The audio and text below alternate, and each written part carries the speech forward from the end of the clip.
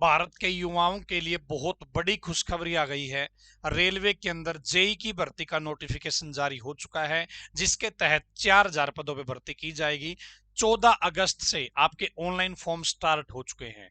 यदि आप जानना चाहते हैं इस भर्ती के बारे में डिटेल से, क्या योग्यता है, क्या एज का क्राइटेरिया है, क्या सैलरी है, क्या सिलेक्शन प्रोसेस है, कंप्लीट डिटेल, आप इस वीडियो को एंड तक देख लीजिएगा। चैनल पर पहली बार आए हैं तो सब्सक्राइब करके बेल के आइकन को ऑन कर लीजिएगा। यहां पर मैं आपको सही समय पर सही जानकारी देता रहता हूं। तो डायरेक्ट मैं ऑफिशियल नोटिफिकेशन पर आपको लेकर चलता हूं और उसके बाद में हम डिटेल देखना इसकी स्टार्ट कर लेते हैं। तो दोस्तों ये ऑफिशियल नोटिफिकेशन है, रेलवे की ऑफिशियल वेबसाइट पे भी आप इसको चेक कर पाओगे।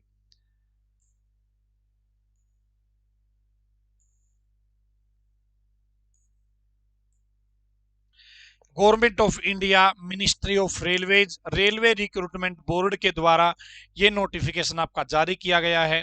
एडवर्टाइजमेंट रहेगी जी CEN नंबर 4/2026, ये आपका एडवर्टाइजमेंट नंबर रहेगा। Recruitment for various post of junior engineer and depot material superintendent. यहां पर दोस्तों दो प्रकार की वैकेंसी रहने वाली है। एक तो जेई की वैकेंसी रहने वाली है और दूसरी DMS की वैकेंसी रहने वाली है। ठीक है, अब इंपोर्टेंट डेट की बात कर लेते हैं। इंपोर्टेंट डेट की बात कर लेते हैं। 14 अगस्त से आपके ऑनलाइन फॉर्म स्टार्ट हो चुके हैं। 13 सितंबर तक आप रात के 12 बजे तक ऑनलाइन फॉर्म भर सकते हो। फीस भरने की जो लास्ट डेट है वो 15 सितंबर रहेगी। यदि आपके फॉर्म में कोई गलती हो जाती है, 16 सितंबर से लेकर 25 सितंबर के बीच में आप लोग अपने फॉर्म में करेक्शन कर सकते हो। ठीक है जी, आगे देख लेते हैं जी। इंपोर्टेंट डेट के बाद में आगे क्या आया, यहां पर दोस्तों आप देखेंगे लेवल 6 की सैलरी आपको मिलने वाली है। 35,400 रुपए से आपकी सैलरी स्टार्ट हो जाएगी और लगभग इन हैंड सैलरी की बात करूं तो लगभग दोस्तों 50,000 के आसपास आपको सैलरी मिल जाएगी यदि आपका सिलेक्शन हो जाता है तो। उम्र 18 से 33 साल है। SC ST को 5 साल की छूट है, OBC को 3 साल की छूट अलग से मिलने वाली है मैक्सिमम एज लिमिट में। टोटल वैकेंसी दोस्तों 3,993 है। पहले 4,098 वैकेंसी आई थी, लेकिन बाद में इन वैकेंसियों को थोड़ा सा घटा दिया गया है और अब जो वैकेंसी आपकी वो है 3,993 पोस्ट। ठीक है,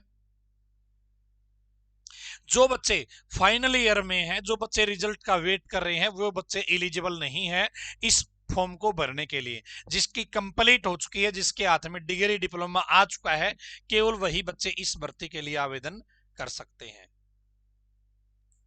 इंडिया का कोई भी कैंडिडेट, चाहे मेल हो चाहे फीमेल हो, इस नौकरी के लिए आवेदन कर सकता है।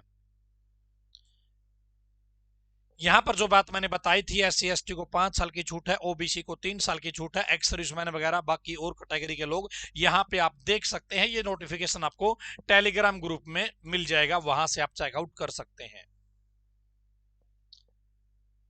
एजुकेशन क्वालिफिकेशन क्या है वो हम आगे डिस्कस करेंगे। 3 साल का डिग्री या टेक्निकल डिप्लोमा आपके पास हो, या डिग्री आपने कर रखी हो, इंजीनियरिंग डिग्री आपने कर रखी हो, तो आप इसके लिए एलिजिबल रहेंगे। कौन कौन सी ट्रेड एलिजिबल है वो आपको मैं आगे बताऊंगा।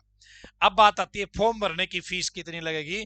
तो यहां पर दोस्तों SC ST female ex serviceman की फीस लगेगी 250 रुपए। बाकी सभी कैटेगरी की फीस लगेगी 500 रुपए, चाहे जनरल हो चाहे OBC हो चाहे EWS हो 500 रुपए, और SC ST फीमेल 250 रुपए। दोस्तों यहां पर जो फीस आपके लग रही है, जैसे जिन बच्चों की 500 रुपए फीस लगेगी उनको 400 रुपए सरकार वापस दे देगी जब आपका CBT 1 का पेपर हो जाएगा, आप उस पेपर के अंदर प्रेजेंट हो जाओगे। जिन बच्चों की फीस 250 रुपए लग रही है उनके के सारे पैसे वापिस आ जाएंगे जब आप CBT 1 के अंदर प्रेजेंट हो जाओगे। यानी इस भर्ती का जो पहला स्टेप है उसके अंदर आप अपीयर हो जाओगे तो आपको ये फीस वापिस मिल जाएगी। ठीक है, आगे चलते हैं जी और देख लेते हैं फीस कैसे भरनी है। ऑनलाइन भरनी है। फॉर्म कैसे भरना है, ऑनलाइन भरना है। सिलेक्शन प्रोसेस क्या रहेगा, तो यहाँ पे आप देख सकते हैं first stage computer based test, यानी कि CBT 1 होगा, कंप्यूटर पर आपका पहला टेस्ट होगा।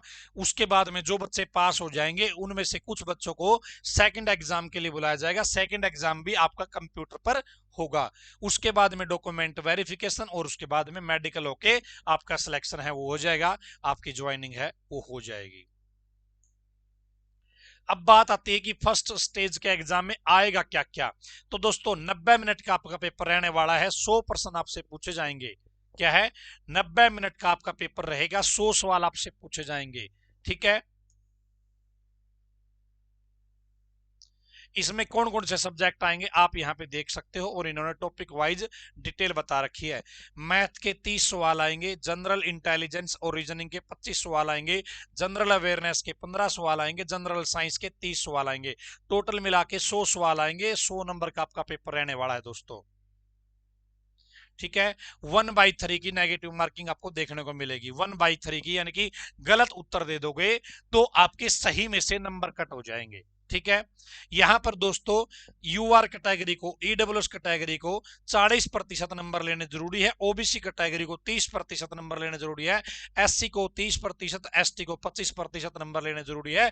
यदि आप लोग इतने नंबर लेके नहीं आते हो तो आपको फेल माना जाएगा और आपका सेकंड एग्जाम के लिए नाम नहीं आएगा। ठीक है, अब बात आती है सेकंड एग्जाम में क्या कुछ रहने वाला है। 15 गुना बच्चों को सेकंड एग्जाम के लिए बुलाया जाएगा, 15 गुना बच्चों को 150 क्वेश्चन आपसे पूछे जाएंगे, ऑब्जेक्टिव टाइप ही आपके सवाल रहने वाले हैं।